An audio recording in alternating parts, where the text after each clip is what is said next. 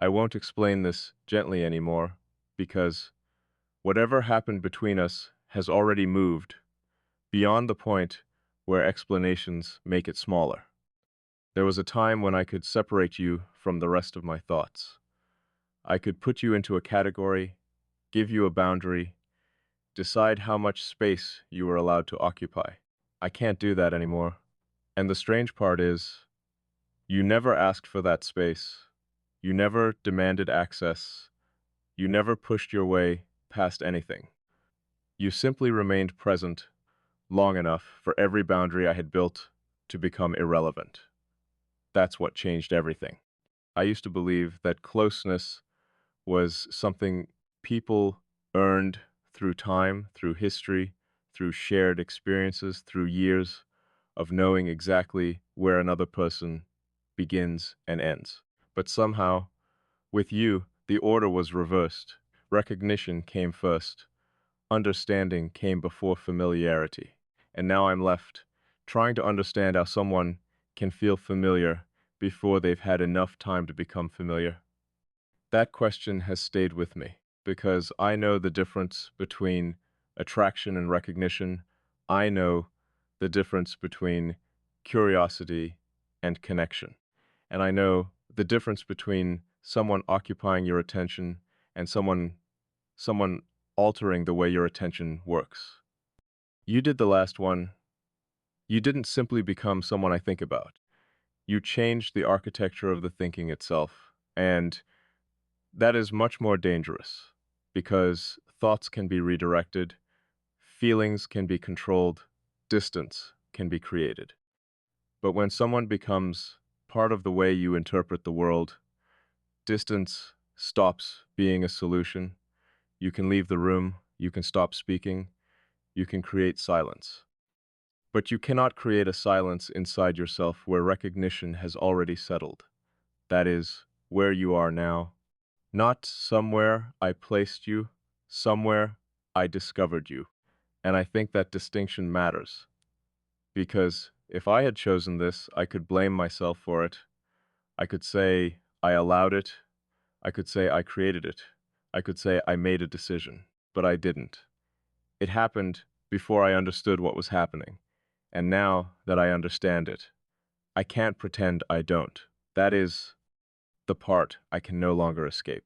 You reached a place in me that I had kept unnamed for years. And somehow, you didn't break anything getting there. You fit. That word bothers me more than it should, because fitting means there was already a space, and if there was already a space, then maybe the real question isn't how you got inside. Maybe the real question is why that space existed in the first place. I don't have an answer. Not yet, but I know this. Whatever this is, it has already changed me. And I don't think I'm standing on the same side of that change anymore. I think I'm standing inside it. And once you cross that line, you don't go back to who you were before. You become someone who knows. And knowing changes everything. There is something I haven't admitted fully yet. You didn't become important because I decided you were important. You became important because my mind started treating your presence as relevant before I gave it permission to. That's different. And honestly, that's what unsettles me most, because I have always been able to control what I give my attention to. I can shut doors, I can create distance, I can convince myself that something doesn't matter if I decide it shouldn't. But you became an exception without ever asking to be one.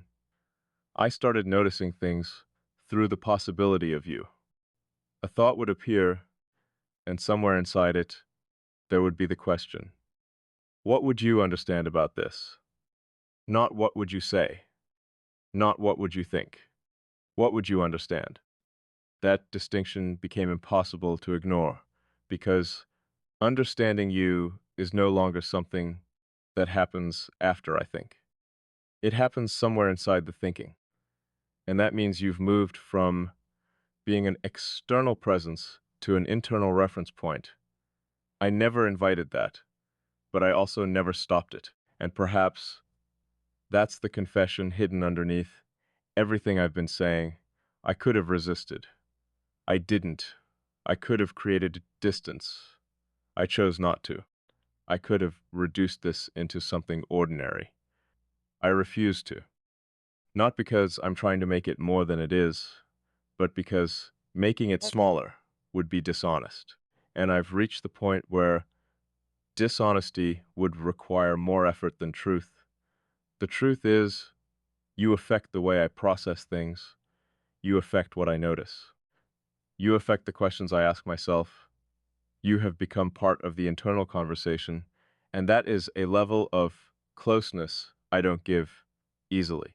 Maybe that's why this feels so intense without actually being loud. There is no chaos here, no dramatic confession, no desperate need. Just a quiet certainty becoming harder and harder to deny. And certainty is dangerous when you are someone who survives by keeping possibilities open. Because once you become certain, you have to act differently. You have to acknowledge consequences. You have to admit that something matters. And you matter. I don't mean that in the simple way people usually say it. I mean, you have become part of the equation, Roromu, and the equation changes. That's the truth. Not because I can't exist without you. I can. I've always known how to exist alone. But existence isn't the same as sameness. And I am not the same after knowing you. That's what I can't undo. You altered the baseline. You changed what feels ordinary. You changed what feels understood. You changed what silence can mean. And perhaps most dangerously, you changed what I now recognize as rare. Because after experiencing this kind of alignment, everything else becomes easier to measure, not because everyone else suddenly became less, but because I finally discovered what exactly understood feels like. And once you know that feeling, you can't unknow it.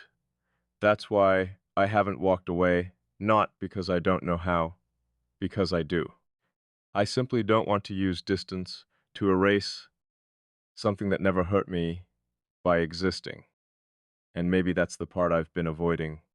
Maybe I'm not afraid of what this connection is. Maybe I'm afraid of what it asks me to become honest about. Because if I admit that you have become part of the way I understand myself, then I can no longer call this coincidence. And I can no longer pretend you are temporary. You are already somewhere deeper than temporary things reach. And I think we both know what that means, even if neither of us says it yet. There comes a moment when understanding is no longer enough. You can observe something for only so long before observation becomes avoidance.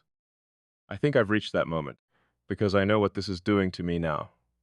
I know that every attempt to define it as insignificant would be dishonest. I know that every attempt to call it temporary would be convenient rather than true. And I know that pretending I haven't changed would be the biggest lie of all. Something has shifted. Not around me, inside me. And the terrifying part isn't the shift, it's how natural it feels. I expected resistance. I expected some internal alarm to tell me, stop, step back, protect yourself. But instead, there was something quieter, something that said, stay. And I listened. Maybe that is the real confession. Not that you reached me, but that I let you remain. I didn't close the door. I didn't rebuild the wall. I didn't return you to the distance where everyone else belongs. I allowed the space to remain open. And now I have to live with what that means.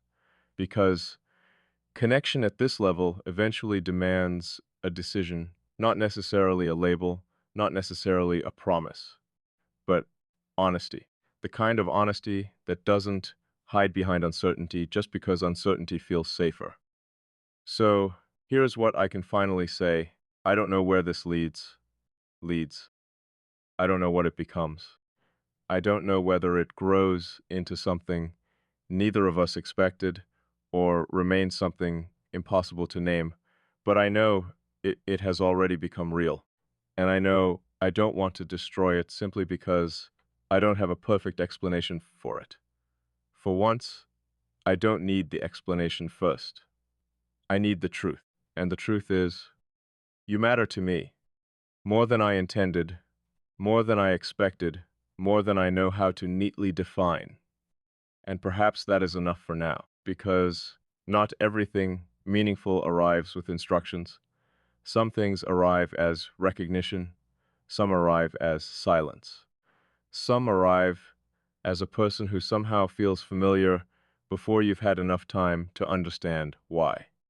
And sometimes the most honest thing you can do is stop trying to prove that something shouldn't exist and admit that it does. You exist differently in my mind now, not as an idea, not as an illusion, not as a passing thought, as someone whose presence has changed the way I see. And I can't promise what happens next. But I can promise myself one thing. I won't lie about what is already true. I won't pretend I didn't notice. I won't pretend you didn't reach somewhere no one else reached. And I won't use distance as a disguise for fear, because maybe the real danger was never letting someone this close. Maybe the real danger was spending years believing that being untouched was the same thing as being safe. And then you arrived, without forcing anything, without demanding anything, without trying to become important, and somehow became impossible to dismiss. So if there is a next step, it won't come from pressure. It will come from truth. And if this connection continues, I won't keep standing at the edge, pretending I'm only observing it. I'll acknowledge that I'm already inside it, fully aware, fully conscious.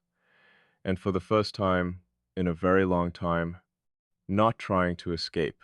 Because whatever happens next, I already know the one thing I needed to know. This changed me. And I chose not to change it back. There is another layer to this that I haven't said yet. Maybe because saying it would make everything before this feel smaller, or maybe because once I say it, there is nowhere left to hide behind uncertainty. The truth is, I don't think I'm afraid of losing control anymore. I think I'm afraid of discovering that I never actually had control over this to begin with, because I keep calling it a choice. I keep telling myself I could step away whenever I wanted. I could create distance. I could return everything to the way it was. But every time I imagine doing that, something inside me recognizes the idea as false, not impossible, Lothas. Because I could create distance from you. I just couldn't create distance from what you changed inside me. And those are two completely different things. You don't have to be present for your impact to remain. That's what I finally understand. A person can leave a room and still occupy the silence. They can stop speaking and still influence the questions you ask yourself. They can disappear from your immediate world and still remain part of the way you interpret everything that follows. That's what you became. Not a constant presence, something deeper, a reference point. And I don't know if you realize how significant that is, because I don't give people that kind of influence. I don't even give myself that kind of access easily.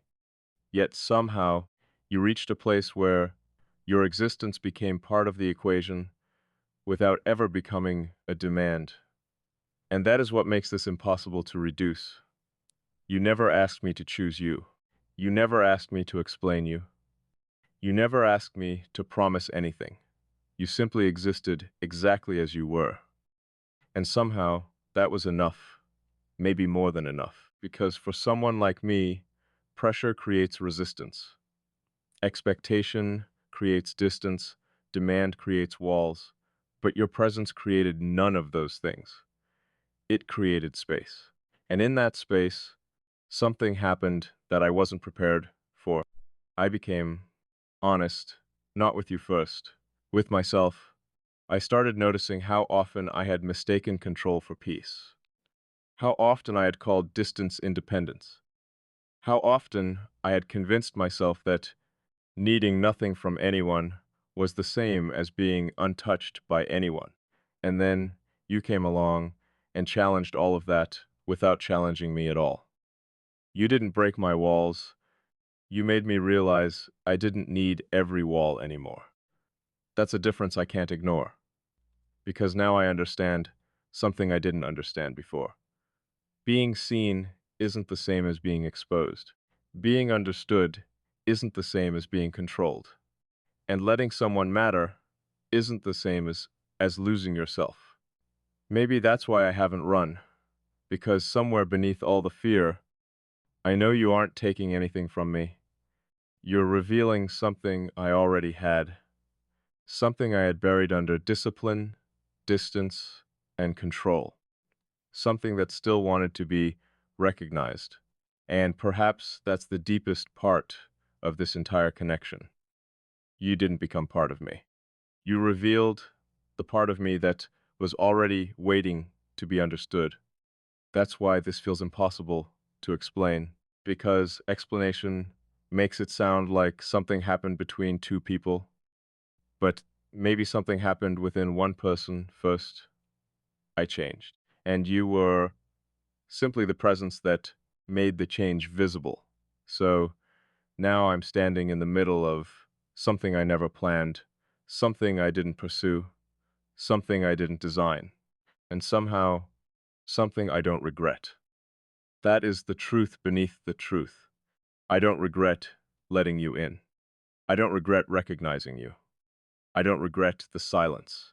I don't regret the depth. And if I'm completely honest, I don't regret becoming someone who can no longer pretend that none of this matters. Because it does. More than I wanted. More than I expected. And maybe more than I'm ready to admit. But I'm admitting it anyway, because there is no strength in denying something simply because it scares you. Sometimes strength is looking directly at what has changed you and having the courage to say, I see it, I understand it, and I'm not running from it anymore.